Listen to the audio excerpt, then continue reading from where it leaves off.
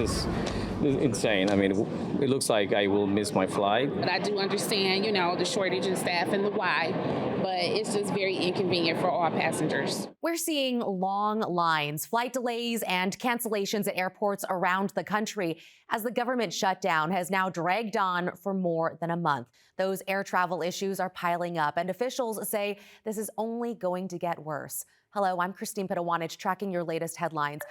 Federal workers at airports across the nation are feeling the pressure. TSA workers and air traffic controllers are considered essential staff and must work during the government shutdown despite not getting paid. Transportation Secretary Sean Duffy said some air traffic controllers have called in sick in protest. Others are taking time off to work other jobs until paychecks restart. We've seen ground stops at airports like LAX and Nashville. At Newark Airport in New Jersey, there have been hours-long delays. And in Houston, at times, security lines spilled over outside the airport. At one point, the wait at TSA checkpoints was more than 3 hours long. Hugo Gianluca spoke to travelers in Houston about their frustrations. Got here early, and am I glad I did. Look at this mess. A mess indeed. Houston airport officials are urging passengers to get here early. This KHO11 viewer listened to that advice. You got here 4 hours before your flight. Why is that? Saw on the news at 6 a.m. KHOU that it was going to be a 3-hour wait, so here we are. Long security wait times could last as long as the federal government is still shut down due to staff shortages. Some travelers underestimated just how bad it would be. I think we're going to miss the flight. How do you feel about that, sir? Terrible. We're so concerned about it. What was your reaction when you saw the line? I want to cancel. She ended up sticking it out. At Bush Airport, only TSA checkpoints at terminals A and E are open for passengers. At Hobby Airport, fewer screening lanes are open with wait times exceeding over an hour. Some passengers were ready to wait. Get here early and be patient. That's the only thing you can do. Because you can't control anything else. No. Everyone's doing the best they can, and I know everyone else is waiting as well, so just understand that. Meanwhile, others are frustrated. This government shutdown is happening all together. I'd like to have every congressman standing right behind me going through this same thing so they can see what us Americans are going through because they don't do their job. Halloween weekend was the worst for air traffic control staffing shortages since the shutdown began on October 1st. That's according to FAA data. There were 98 staffing trigger reports. That's when air traffic controllers have to change operations to keep the airspace safe with fewer people working. It can include derouting planes or delaying flights. Experts have warned travelers would see more flight disruptions the longer federal workers have to go without a paycheck. Brianna Costello spoke with an air traffic controller in Dallas who says he had to pick up another job to support his family. Safety in the sky is a growing concern as the federal shutdown enters its 5th week. I don't want to sit down and map out how long I can go. I think that'll cause me more anxiety than anything. Air traffic controller Jack Chris is one of thousands of federal workers who are working without pay. Short staffing, high workload, and then not knowing when you're going to get paid, that just sounds like a recipe right there. Chris spent most of his career at Dallas Love Field before moving to the D.C. area for his 15-year-old daughter last year. He's still going to work, but now he has a second job. He's working for DoorDash to keep food on the table. The political games have real-life implications, and I just urge Congress to get something passed. He missed his first full paycheck. Airlines are scrambling to help. In Texas, Love Field is setting up a donation drive, but area food banks are bracing for the impact. You'll have a lot of people in crisis. They won't have enough food to eat for themselves or for their kids. Chris knows it's only a matter of time. Something will have to give. He hopes the safety of the flying public is not part of that. I mean, how can you manage this from an emotional perspective without thinking to yourself, should I do something else? In Arlington, I'm Brittany Costello. The FAA previously reported they were already down about 3,000 air traffic controllers nationwide, even before the shutdown. The National Air Traffic Controllers Association represents more than 20,000 controllers. It says many of its members were already working 10 hours a day, 6 days a week, and the shutdown is adding even more strain. Brianna Keeler spoke with the union's president. The amount of stress, the fatigue, the frustration is growing every day. Air traffic controllers are waking up to a headline that says there's no end in sight, and that leads to a level of hopelessness as well. And, you know, there's not even as many air traffic controllers that are working today as there was in the 2019 shutdown, where air traffic controllers were working 6 days a week, 10 hours a day, and that was already an issue that we were working on. And now every day that this continues, it continues to build, and it continues to put them in a place that is completely unacceptable. Can you help us visualize what it's like inside of, you know, a tower when there are not enough people? You start having one person take on multiple tasks where you would normally have that workload divided between controllers. They're going to go to work, they're going to do their job, they're going to keep everyone safe, but you have to start slowing down the number of aircraft that can go through it so one person can handle this level of complexity. This is the most high consequence job in the entire world. You're making 1,000 decisions, you know, in just one rotation to ensure that aircraft move safely in and around the airport or in the sky. And every single time that they have to take on an additional level of responsibility amidst all these other issues is something we have to be concerned about and something we have to manage. What are the personal financial dilemmas that they're facing right now? We're not only seeing air traffic controllers already reporting, like, I have no money for gas and to be able to get to work. They're over 1 month at this point without a level of compensation for the amazing work that these patriots do day in and day out. But also on top of that, not having childcare. We're seeing air traffic controllers for their first time starting to resign.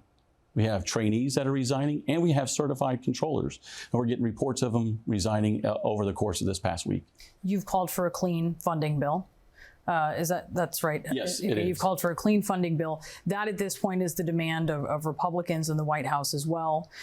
You were at the White House roundtable this past week on aviation, travel, and union leaders, and the White House has said they have no intentions to meet with Democrats until the government is reopened. Have you been able to speak to Democratic House and Senate, especially leadership, about what your folks need? We have, and our message has been consistent from the very beginning. 1 day of a shutdown was too much. Air traffic controllers cannot be used as a political pawn. And I can help everyone know the end of this story. People can't live without money. It's putting us in a position to, for an air traffic controller to have to not only deal with this profession, but then weigh going home and having to have the consequences of being at a home and trying to explain to your family that you're going to go into one of the most demanding jobs in the world and you don't know when you're going to get paid again. Our message is simple. Open the government, and it has to open now. That's the real issue, and that's the only way that this is going to be solved. You've been through this, time and again, and the threat of it time and again now, right? This is becoming a kind of regular thing, but I don't know that we've ever seen it threaten in recent history. A holiday season, kind of at a critical point in the shutdown, right? Air traffic, we're worried about that as well. Talk to us about that. What happens if we get to the Thanksgiving travel rush and the government is still shut down? What does that look like? There's a lot of things that doing this job for 23 years that I can predict or I could tell you and explain. I have no idea how to explain what it would look like if we get to the holiday rush and we're still dealing with a government shutdown. The number of issues are growing daily. When air traffic controllers can't drive to work already and don't have gas or childcare, and then we're talking about it lasting all the way to the holidays, it's not something I can sit here and tell the flying public, America, in any way, shape, or form of what that would look like. Would you feel safe flying? I feel safe because of the hardworking men and women that I represent. They are showing up. And to every single person that shows up each day, each moment, they're the ones shouldering this burden of the shutdown. And it's something that we have to recognize them for, is that they're taking this on when it has nothing to do with them whatsoever. And it's, again, why we're calling this shutdown has to end now. These hardworking Americans need to be paid. Do you feel safer when they're not dealing with these kinds of issues? No, every day this continues, this system will be less safe. Tomorrow will be less safe than today. And because of that, and it's our job to communicate for the safety of the flying public, it's why the traffic has to reduce, why things have to slow down, because we cannot put these men and women dealing with this job on top of this prolonged shutdown. The last time the government shut down was in December of 2018 during President Trump's first term. That was the longest shutdown in U.S. history, stretching 35 days. Air traffic controllers played a key role in ending that shutdown. Sick calls led to ground stops and delays at some of the country's busiest airports. And when that happened, lawmakers reached a deal pretty quickly. This time around, Republicans and Democrats still don't seem any closer to resolving their stalemate. Meantime, travel insurance might be on many people's minds if the shutdown stretches into the busy holiday travel season. After the break, what one expert is recommending for your travel plans.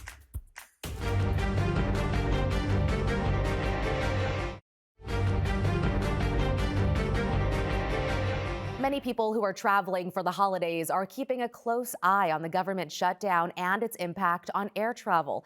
Some might even be looking at travel insurance to plan ahead for any disruptions. Amy Steigerwald spoke to an expert for what you need to know.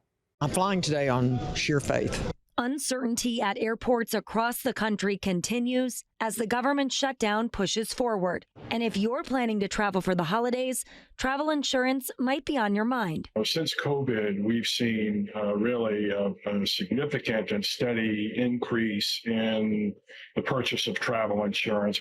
Robert Gallagher with the U.S. Travel Insurance Association says the commercial aviation industry has seen a number of issues over the past few years with technology, infrastructure, and now a government shutdown. If you're planning to purchase any type of travel insurance policy, he recommends looking for trip delay and trip interruption coverage, especially when flying. Read the policy and understand what it is that you're buying and make sure that the policy includes coverage for risks that concern you. Whether you're booking a trip through a travel agent or a provider direct outlet, reading your policy all the way through is important to make your money worth it. Even domestically, there are benefits, there are coverages within a domestic travel insurance policy that are worth the additional cost. And if you're traveling soon, make sure to check your flight status before heading to the airport. You can use your airline's app for that. The FAA also has this site that you can check to see if there are any widespread delays at your airport. You can look up National Airspace System Status to find it. If you're at the airport already and your flight has been canceled, get in line at customer service, but also make a phone call, go online, or you can also message them on social media. Sometimes that gets a faster response.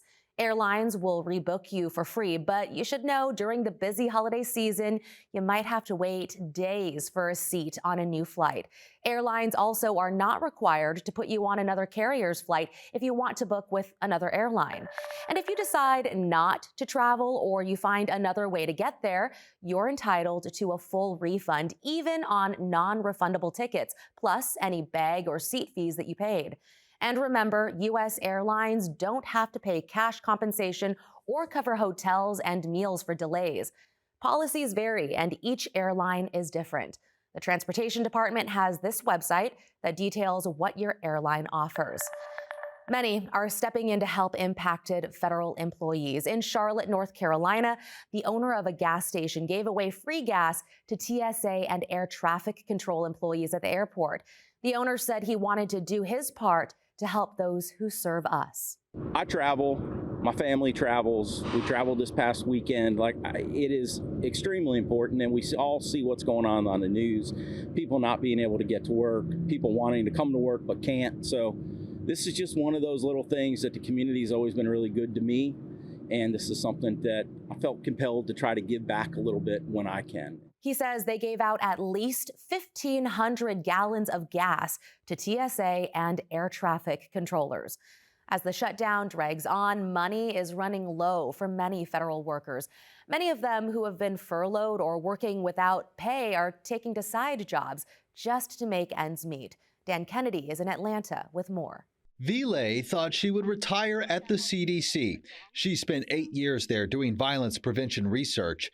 Now she's without her job and looking for a new way to earn a living. Luckily, I have a hobby. I am a florist by hobby, and now I'm going to transition and build that business and do more events. The Floral Factor was once Lay's side project. Now she's trying to turn it into a full-time business. People who are similar in my position, it's just having to turn to dog sitting and anything to make ends meet is just, that's tough. The government shutdown is forcing even more people to go without pay. That's why former CDC employee Sarah Boehm launched this talent marketplace website on Friday. It's a place for fired or furloughed federal workers to list their skills and find short-term work.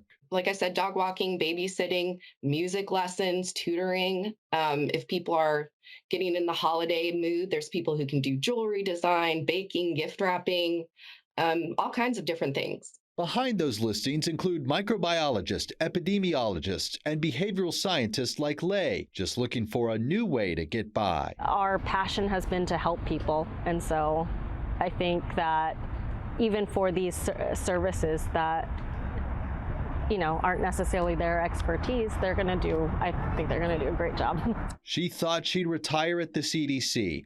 Now Lay's part of a growing number of people piecing together a paycheck. Dan Kennedy, 11 Alive News. The impacts of the federal shutdown continuing to be felt across the country. We'll stay on top of developments and bring you the very latest. For now, I'm Christine Pedawanich. Thanks for watching.